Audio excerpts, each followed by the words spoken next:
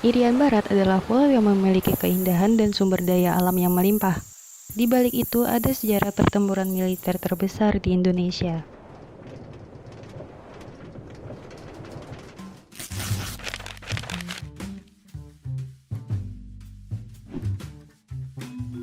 Saat Indonesia merdeka pada 17 Agustus 1945, Indonesia menyatakan bahwa seluruh Hindia Belanda adalah wilayahnya termasuk Irian Barat.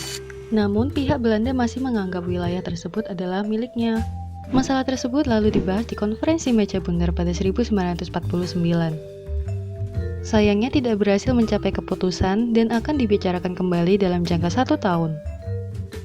Tidak hanya itu, Belanda sendiri juga mengajukan gagasannya untuk memerdekakan Irian Barat dalam forum PBB pada tahun 1961 tanpa mengajak Indonesia, yang malah membuat ketegangan antara kedua negara makin meningkat.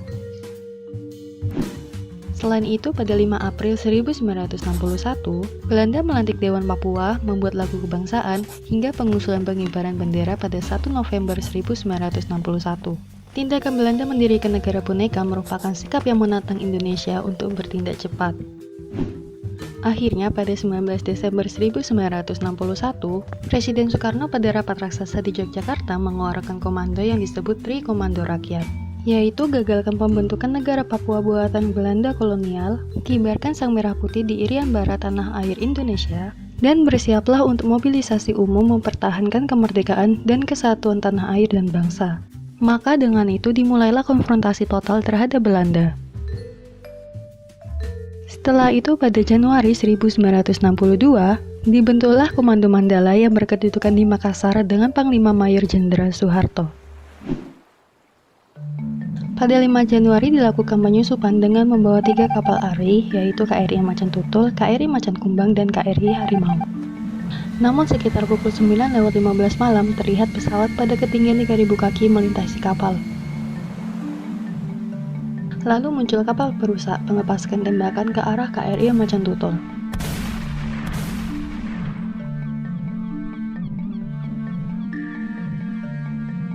Pada insiden tersebut, Komodor Yosudarso bersama Kapten Wiratno dan beberapa prajurit TNI Angkatan Laut gugur sebagai pahlawan. Sebelum gugur, Komodor Yosudarso mengucapkan pesan terakhir, yaitu kobarkan semangat pertempuran. Komando Mandala memiliki beberapa strategi. Yang pertama, fase infiltrasi, yaitu memasukkan 10 kompi ke sasaran tertentu.